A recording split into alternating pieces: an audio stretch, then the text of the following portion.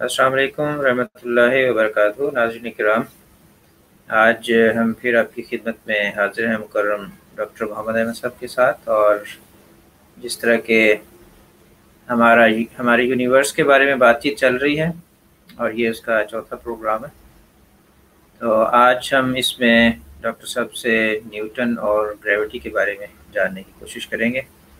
तो मैं वेलकम करता हूँ डॉक्टर साहब को, पाकिस्तान से हमारे साथ हैं। अस्सलाम वालेकुम डॉक्टर साहब।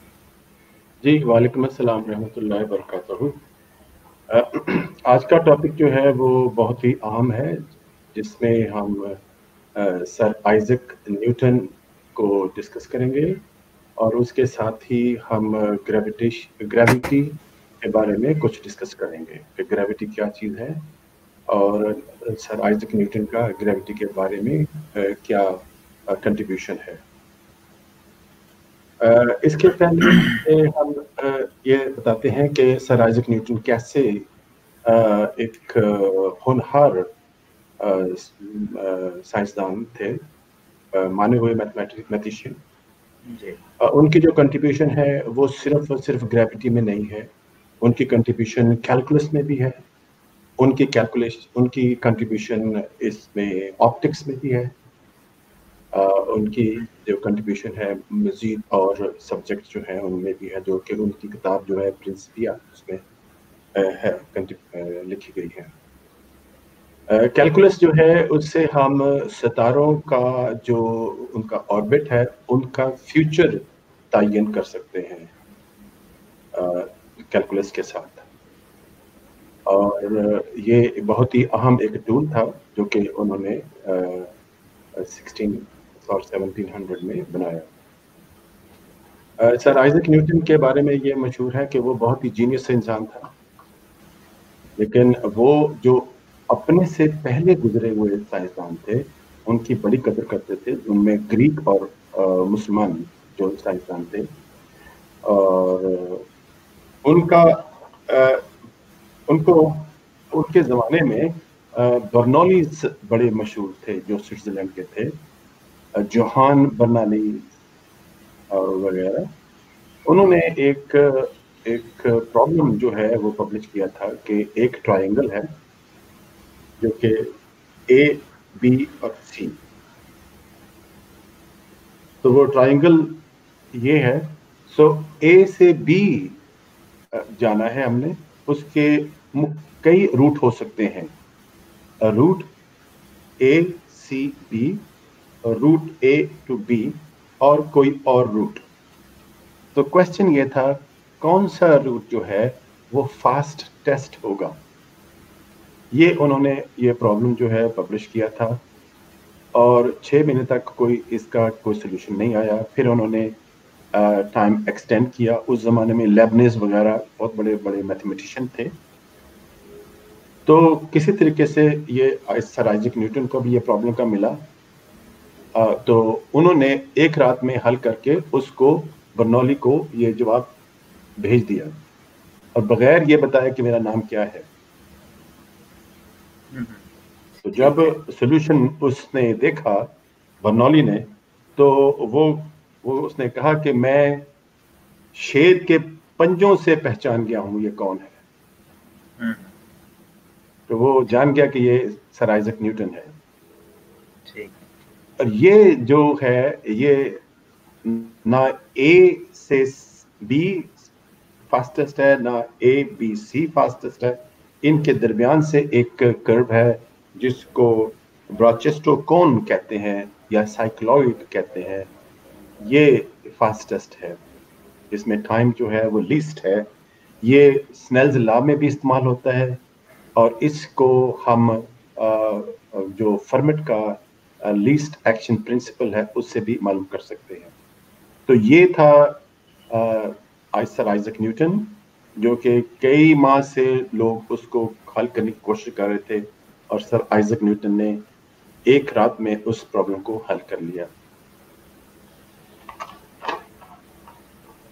अब जैसे कि कल हमने बताया था कि जो नॉलेज है उसकी एप्लीकेशन जो है वो बहुत ज़रूरी है।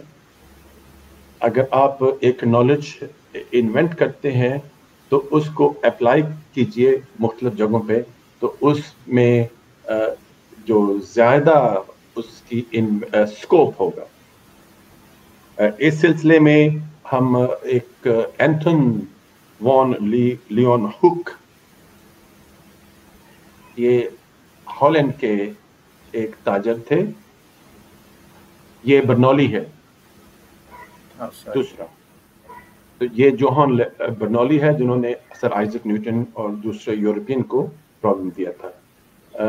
یہ ہے اینتھن وان لیون ہک۔ یہ سلک کا کام کرتے تھے اور سلک کے کپڑے کی کوالٹی کو چیک کرنے کے لیے یہ میگنیفائنگ گلاس جو ہے اس کو استعمال کرتے تھے، لیکن انہوں نے سمجھا کہ میگنیفائنگ گلاس جو ہے وہ اتنا کارآمد نہیں ہے، تو انہوں نے خود ایک مائکروسکوپ بنائی۔ وہ انہوں نے ایک بہت ہی اسمال گلاس کا سفیر بنایا اور اس سفیر کو ایک 2 انچ کی پلیٹ کے اوپر رکھ کے، اور وہ میگنیفائنگ گلاس سے وہ سلک جو ہے وہ چیک کرتے تھے۔ یہ مائکروسکوپ سے اس کی جو میگنیفیکیشن پاور ہے وہ 270 گنا بڑھ گئی۔ اچھا، تو میگنیفائنگ گلاس جو ہے وہ 10 سے 20 تک جاتا ہے اور یہ 270 گنا بڑھ گئی۔ تو انہوں نے یہ دیکھ کے انہوں نے مختلف چیزوں کے فنگس کو، بیکٹیریا کو، ریڈ بلڈ سیل کو، حتیٰ کہ اور چھوٹی چھوٹی چیزوں کو، پولن کو، سپرم کو دیکھ کے وہ فوٹوگراف جو بنا کے ہاتھ سے وہ رائل سوسائٹی انگلینڈ کو بھجوائے۔ تو وہ یقین نہیں کرتے تھے کہ یہ پاسبل ہو سکتا ہے، حالانکہ وہ بھی اس قسم کا کام کر رہے تھے۔ تو انہوں نے وہ میگنیفائنگ گلاس چھوڑ کے اپنا ایک انوینشن کی۔ وہ انوینشن تھی سلک کے کلاتھ کی کوالٹی کو جانچنے کے لیے۔ پھر انہوں نے یہی انوینشن جو ہے مختلف جگہوں پہ استعمال کی اور اس سے مائکروسکوپ کی انوینشن کا کام شروع ہوا۔ تو اب آپ آتے ہیں سر آئزک نیوٹن کے اوپر۔ سر آئزک نیوٹن کے بارے میں یہ مشہور ہے کہ انہوں نے لا آف گریویٹیشن جو ہے وہ ایک ایپل سے ان کو انٹیوشن ملی۔ وہ کہیں بیٹھے ہوئے تھے اور ایپل گرا، تو انہوں نے ایک چیز کو دوسری چیز کے ساتھ کنیکٹ کیا ہے۔ ایک مشاہدہ آپ کے سامنے ہو رہا ہے، تو اس نے کنیکٹ کیا ہے مون کے ساتھ کہ یہ جو ایپل ہے یہ گرا ہے درخت سے نیچے، کیونکہ یہ تو رومن گریک وغیرہ کہہ گئے تھے کہ یہ گریوٹی ہے، تو گریوٹی کی وجہ سے یہ گرا ہے، یہ تو سمجھ آتی ہے۔ اس کے سامنے مون ہے، چاند ہے، یہ چاند کیوں نہیں گرتا؟ تو یہ چاند جو ہے یہ کیوں جو ہے یہ اپنی جگہ پہ کھڑا ہے اور یا موو کر رہا ہے یا زمین کے گرد چکر لگا رہا ہے، یہ کیسے ممکن ہے؟ تو اس کے بارے میں انہوں نے سوچا، اندازہ لگایا کہ یہ ممکن ہو سکتا ہے کہ ایک آدمی جو ہے وہ پتھر تھرو کرتا ہے، ایک بچہ تھرو کرتا ہے تو وہ شاید 50 میٹر کے رینج کے اوپر گرتا ہے اور ایک کرو ٹریجیکٹری بناتا ہے۔ بچہ 50 میٹر، ایک بڑا آدمی جو ہے وہ ہو سکتا ہے 100 میٹر، ایک ایتھلیٹ ہو سکتا ہے وہ 150 میٹر، اور ایک گن ہو سکتی ہے وہ 1000 میٹر۔ ایک کیوں نہ کہ ایسی سپر گن بنائی جائے تو پھر کیا ہوگا؟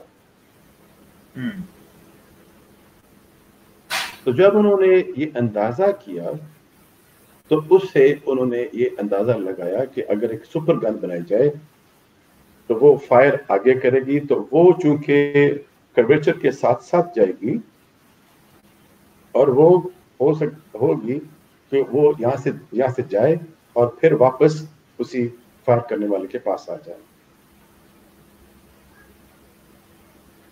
तो इसी तरह से फिर उन्होंने ये समझा कि ये भी हो सकता है कि इसी कायदे का कानून के मुताबिक ये जो मून है ये भी एक ऐसा गोला है जो किसी ने फायर किया हो और वो घूमता घूमता अपने एक मदार में गर्दिश कर रहा है जमीन के गिर्द।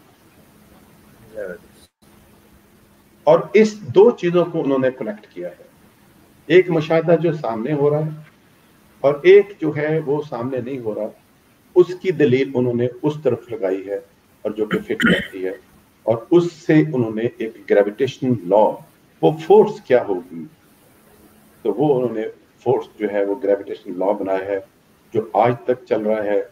और उसमें वो मैकेनिक्स की बहुत बड़ा काम है, इवन जो बड़े बड़े इक्वेशंस हैं वो उससे चलती हैं। जो मैकेनिक्स है उसकी दो शाखें हैं, शाख एक जो है उस मैकेनिक्स को उसको कहते हैं काइनेमेटिक्स और एक को कहते हैं डायनामिक्स।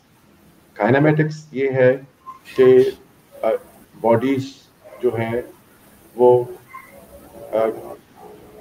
क्यों कैसे मूव करती हैं।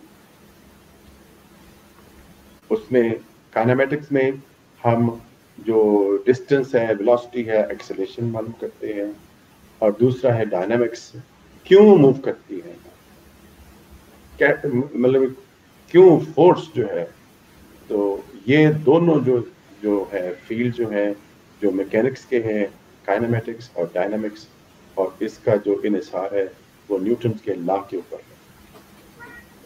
तो ये जो फोर्स है ये ग्रेविटी फोर्स है और ये डिस्टेंस से इनवर्सली प्रोपोर्शनल है। जितना दो बॉडीज के दरमियान फासला ज्यादा होगा उतनी ये फोर्स कम होगी, जितना फासला ज्यादा होगा उतना ही फोर्स जो है वो ज्यादा होगी, इनवर्सली प्रोपोर्शनल है। तो इन द केस ऑफ सूरज, सन में दो ताकतें जो हैं वो काम कर रही हैं। एक ताकत तो आप समझ चुके होंगे, कौन सी ताकत है असनी साहब? जी, मेरा दो ताकतें, सूरज में दो ताकतें हैं। एक ताकत तो हमने बताई, वो बताइए क्या कौन सी है? एक तो ये ग्रेविटी, हाँ ग्रेविटी, कशिश सकल। ठीक है जी, कशिश सकल का मतलब है कि वो मादे को, मटेरियल को अंदर की तरफ लेके आ रही है। ठीक है, इसका मतलब है कि सूरज जो है वो कंपोज्ड है, एक ताकत जो है वो अंदर की तरफ लेके आ रही है, दूसरी ताकत जो है वो मटेरियल को बाहर की तरफ धकेल रही है। तो दो ताकतों की ये कंपटीशन है। यही चीज मुझे कंफ्यूज कर रही थी कि अगर ग्रेविटी काम कर रही है तो फिर वो तो टकरा जाना चाहिए फौरन। हाँ, ग्रेविटी जो है वो उसको बिल्कुल सुकड़ा देगी और उसकी जिद के तौर पे दूसरी जो फोर्स है वो है कि वो जो सूरज में है वो थर्मल है, हीट है, जो कि फ्यूजन जो रिएक्शन हो रहा है हाइड्रोजन का, और उससे जो है वो न्यूक्लियर फ्यूजन जो एनर्जी प्रोड्यूस होती है, वो जो हीट प्रोड्यूस होती है उससे एक्सपेंशन होती है। वो एक्सपेंशन जो है वो मटेरियल को बाहर की तरफ धकेलती है, लेकिन जो ग्रेविटी जो है उसको अंदर की तरफ धकेलती है। ये दोनों की कंपटीशन की वजह से जो सूरज जो है वो मुस्तहकम और स्टेबल है। अच्छा, तो इसमें हाइड्रोडायनामिक जो है और वो इक्वेशन चलती है, जैसे फ्लूइड जो है वो चलता है, उसमें दो ताकतें होती हैं। तो ये जो ग्रेविटी है ये बाकी और ताकतें हैं। ये जब यूनिवर्स बनी थी शुरू में बहुत पहले से ही ये जो ग्रेविटी है ये बिल्कुल अलग हो गई थी दूसरी ताकतों के से। ये ज़ाहिरन बहुत ही कमजोर ताकत है, और ताकतें जो हैं वो हम डिस्कस करेंगे। 4 ताकतें हैं।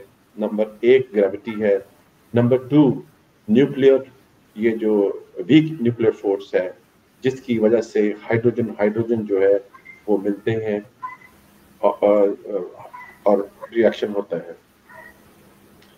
नंबर 2 जो है वो, नंबर 3 जो है वो स्ट्रॉन्ग न्यूक्लियर फोर्स है। नंबर 4 जो है इलेक्ट्रोमैग्नेटिक फोर्स है, जो कि इलेक्ट्रिकल चार्ज जो है पॉजिटिव नेगेटिव जो है वो मिलते हैं। तो आज का जो है ग्रेविटी के बारे में वो ये है कि ग्रेविटी जो है जहाँ जहाँ मास होता है, जहाँ जहाँ मटेरियल होता है, उसको ये अट्रैक्ट करने में जो फोर्स होती है इसको हम ग्रेविटेशनल फोर्स कहते हैं। और इसका जो है फॉर्मूला जो है वो सर आइजैक न्यूटन ने 1600 में ये बनाया था, जो आज तक कारआमद है। उसमें थोड़ी सी कुछ तब्दीली की गई है जो कि एल्बर्ट आइंस्टाइन ने की है। उसके अलावा ये जो है आइंस्टाइन आइजैक न्यूटन का जो फॉर्मूला है वो बहुत हद तक फिट जा रहा है, और उससे हम जो ट्रेजेक्टरी है मुख्तलिफ प्लैनेट की, मुख्तलिफ सेलेस्टियल बॉडीज़ की, वो मालूम कर सकते हैं। उसका जो फ्यूचर है वो हम प्रेडिक्ट कर सकते हैं कि वो किस साल में, किस वक्त में, कहाँ होंगे। तो ये कमाल है। और इस कमाल के साथ, इस फॉर्मूले के साथ जो कैलकुलस है, एक छोटे वक्फे में उसके फ्यूचर का प्रेडिक्शन कर देना। तो वो कैलकुलस जो है वो बहुत ही कारआमद टूल था जो कि आइजैक न्यूटन और जर्मन लेबनिज ने बनाया था।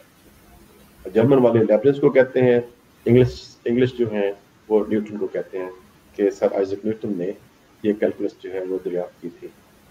उसके अलावा ये जो ऑप्टिक्स में भी न्यूटन का काफ़ी काम है।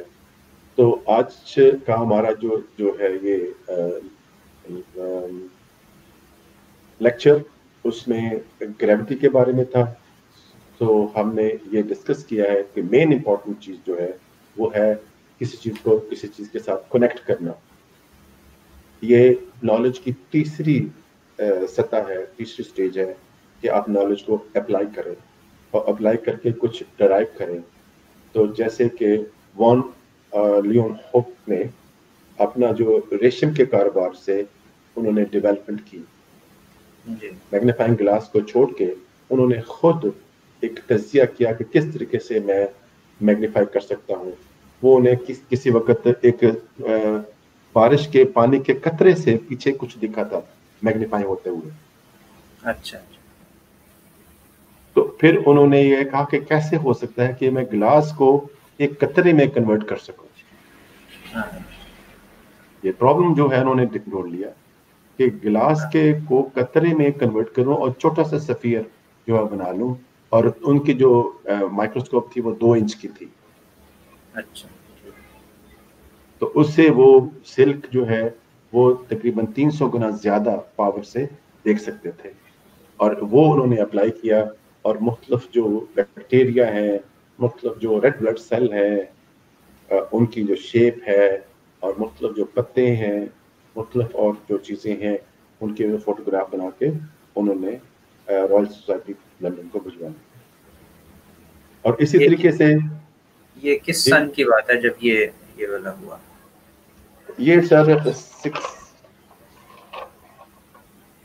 इनकी 1632 से लेकर 1723 तक ये इनकी पैदाइश है। ये तो अर्ली 1700 में इन्होंने ये काम किया है, लेकिन ये इतने यूनिवर्सिटी में नहीं थे।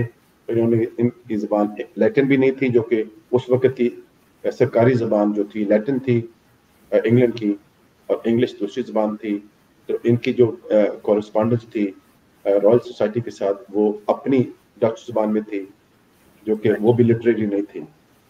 تو ان کے جو کورسپونڈنس ہے ان کے بعد میں ان کے پھر پتہ کیا گیا اور پھر یہ سمجھا گیا کہ یہ انہوں نے مائکروسکوپ کی ایجاد کا کام ان سے شروع ہوا ہے. انہوں نے بھی کنیکٹ کیا ہے اور آئزیک نیوٹن نے بھی ایک عمل جو سامنے ہو رہا ہے اس کو کنیکٹ کر کے گریویٹیشنل لا جو ہے اس کو بنایا ہے. کمی دیکھیں. اچھا، جس طرح یہ چاند کے بارے میں بات ہے، اسی طرح چاند اور سورج جیسے یہ زمین پر نہیں گرتے ہیں گریوٹی کی وجہ سے، کیونکہ ان کے اندر بھی فورس ہے. باقی سب جتنے بھی ستارے ہیں ان سب کی بھی یہی پوزیشن ہے.